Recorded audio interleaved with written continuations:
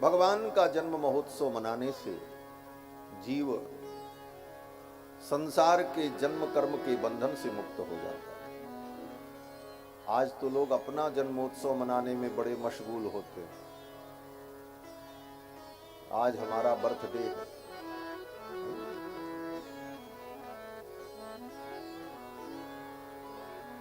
अपने इस शरीर का जन्मदिन क्या मनाना, जो शरीर करोड़ों अरबों खरबों बार इस दुनिया में पैदा हुआ और खत्म हुआ। ऐसे अनित्य शरीर का जन्म मनाना ये अज्ञान है। यद्यपि शास्त्र में वर्धापन की विधि है, जन्म तिथि जन्म नक्षत्र आने पर वर्धापन करना चाहिए। वर्धापन का मतलब कुछ देवताओं का पूजन अर्चन करने का शास्त्र विधान करता है। तो वो पूजन अर्चन वर्धापन का विधान तो व्यक्ति करता नहीं।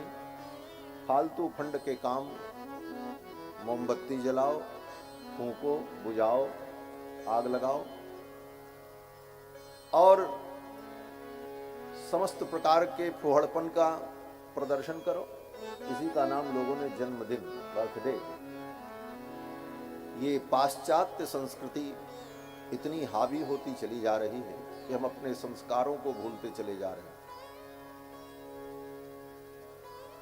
जन्मदिन उसका मनाएं, जन्मदिन में ये उत्साह हो जिसके जन्मदिन से संसार का मंगल हुआ। वो तो भगवान है।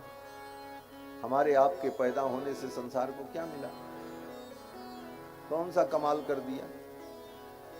लेकिन अपना जन्मदिन मनाने में लोग परेशान और खुशी मनाते हो।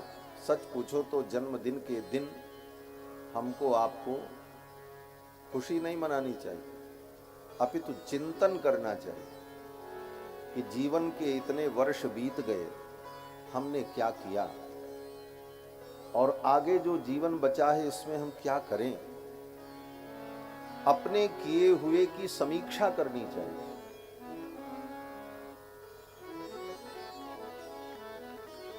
इतना दिन मेरा जीवन का इतना दिन बीत गया, हमने भगवान की भक्ति नहीं की, भगवान का भजन नहीं किया। यह चिंतन करना चाहिए। और लोग जन्मदिन मनाने में, अब जन्मदिन को कौन कहे, अब तो विवाह की भी वर्षगांठ मनाई जा रही है। विवाह की वर्षगांठ, संसार के ये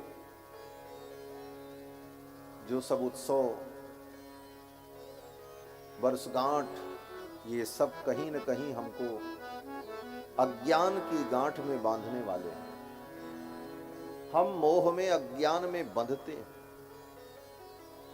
वर्षगांठ मना रहे हैं। और जितना वर्षगांठ में लेकर के भगवान के यहां से आए थे वो गांठ ढीली हो चुकी है, खाली हो रही है और वर्षगांठ मनाने में मशगूल है। जन्मदिन तो भगवान का मनाओ, क्योंकि भगवान का जन्म दिव्य है। भगवान का जन्म दिव्य है और उस दिव्य परमात्मा के जन्म महोत्सव को मनाने पर हमारे अंदर भी दिव्यता आ जाएगी। गीता में भगवान श्री कृष्ण कहते हैं कि जन्म कर्म च मे दिव्यम एवं यो वेत्ति तत्त्वतः।